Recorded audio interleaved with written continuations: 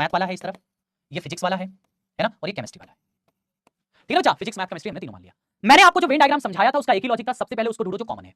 Common वाले को ढूंढ लो मेरे भाई, कॉमन कितना है? तो आपने कहा सर देखो कॉमन है 10%, तो सबसे पहले इसको लिखो। 10% कॉमन है तो सबसे पहले 10 को लिखो। 10 कॉमन है तो सबसे पहले उसको लिखो। उसके बाद अब देखो, जैसे फिजिक्स और केमिस्ट्री, तो फिजिक्स ये है केमिस्ट्री ये है, दोनों में मिलाकर 20% लोग हैं, तो इसमें मिलाकर 20% लोग हैं, लेकिन इसमें 10 तो कॉमन हो गए, तो 20 में से 10 माइनस करो, 20 माइनस 10 कितना आएगा? 10। 10% लोग आएंगे फिजिक्स और केमिस्ट्री के बीच वाले में, 10% लोग आएंगे फिजिक्स केमिस्ट्री के बीच वाले में। ध्यान से समझो, जहां ना समझ में वही रोक देना। तो 10% आएंगे 20 माइनस 10। आगे देखो, केमिस्ट्री और मैथ में 15 लोग हैं, केमिस्ट्री और मैथ इन दोनों में मिलाकर 15 हैं, 15 में से 10 तो कॉमन है, तो 15 माइनस 10 कितना आएगा? 5।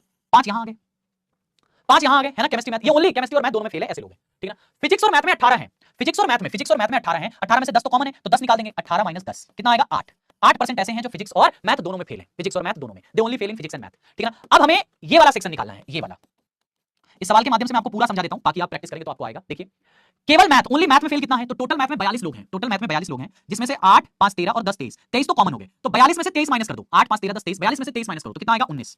19% लोग केवल मैथ में फेल हैं, ओनली मैथ में फेल हैं ये लोग, ओनली मैथ में फेल हैं। एज इट इज यहां पे करेंगे कि कितने लोग केवल फिजिक्स में फेल हैं, कितने लोग केवल फिजिक्स में फेल हैं। अगर इनकी संख्या निकालनी है, फिजिक्स में टोटल 54 लोग हैं, 54 में से 8 10 10 20 28 इधर निकल गया, 28 निकल गया, तो इसका मतलब 26% लोग केवल फिजिक्स में फेल हैं, 26% लोग केवल फिजिक्स में फेल हैं मेरे भाई, 26% लोग केवल फिजिक्स में फेल हैं।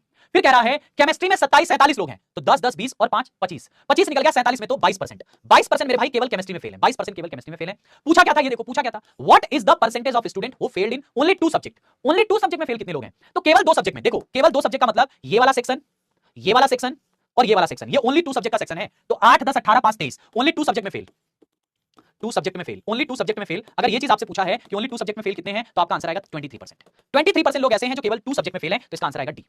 इसका आंसर कितना आएगा? जल्दी से सारे बच्चे बता दो। डी इसका आंसर करेक्ट हो जाएगा मेरे भाई, डी इसका आंसर क्या हो जाएगा? करेक्ट हो जाएगा।